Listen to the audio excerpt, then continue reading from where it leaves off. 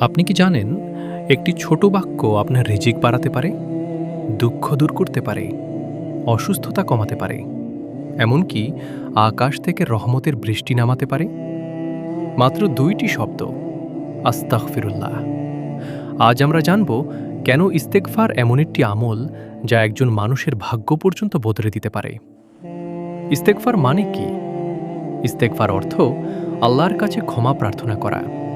কোরআনে আল্লাহ তাআলা বলেন, সূরা নূহ ১০-১২, তোমরা তোমাদের রবের কাছে ক্ষমা প্রার্থনা করো, নিশ্চয়ই তিনি মহাক্ষমাশীল।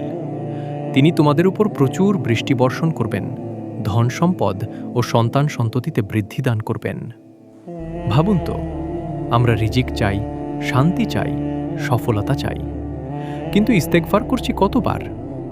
আমরা অনেকেই ভাবি, আমরা তো বড় গুনাহ করিনি, ইস্তেগফার কেন করব? কিন্তু যিনি ছিলেন নিষ্পাপ, মুহাম্মদ সাল্লাল্লাহু আলাইহি ওয়াসাল্লাম, তিনি প্রতিদিন ৭০ থেকে ১০০ বার ইস্তেগফার করতেন।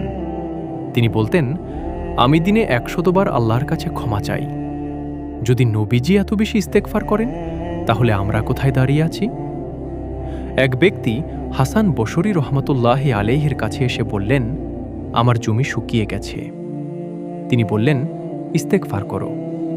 আরেকজন বললেন, আমার সন্তান হচ্ছে না। তিনি বললেন, ইস্তেগফার করো। আরেকজন বললেন, আমি দরিদ্র। তিনি বললেন, ইস্তেগফার করো। কারণ সমাধান একটাই, আল্লাহর দিকে ফিরে আসা। আজ থেকে আমরা একটি চ্যালেঞ্জ নেই, প্রতিদিন অন্তত ১০০ বার বলবো, আস্তাগফিরুল্লাহ।